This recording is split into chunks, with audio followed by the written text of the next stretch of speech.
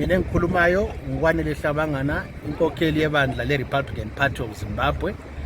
Kuyasikhuthaza kakhulu ukuthi sesiqale inhlelo zokulungiselela ukhetho oluzayo. Siyazi ukuthi ngeviki elandelayo kuzaba khona umkhankaso wezeki lapho esiyabe sikhangela khona i-report, i-delimitation report esingakayitholi thina njengebandla leparty, kodwa siyathemba ukuthi sizayiphiwa. Lithini ngevoter inspection day kuyayo njengebandla? Esikutshoyo ukuthi konke nxa kusenziwa akwenziwe ngendlela, kulandelwa umthetho, abantu basuthiseke ukuthi ukhetho luzabe lusenziwa kungekho kuqilana kumbe ukudlelezelana, kuphume umphumela osuthisa wonke umuntu. Sikhuthaza njalo ukuthi sikwenze ngokuthula ngokubambana, sitshengisa ukuthi yebo yipolitiki kodwa singamaZimbabweans. Lithini selilungele yini ukuyavota njengebandla ukukhethwa ukuba lingene embusweni? Yebo, sina sivele sihlala sisilungiselele sizangena kulolu khetho. Sikhona kade semaphandleni siyasebenza labantu silungiselela ukhetho.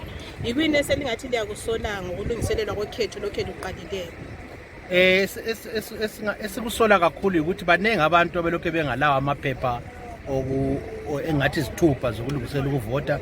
Siyakhuthaza ukuthi wonke umuntu ulelungelo lokuvota, akuhanjwe bonke abantu emaphandleni bathole izincwadi zokuthi bavote, ukwenzela ukuthi abantu baphiwe ithuba lokuzikhethela abakhokheli ababafunayo.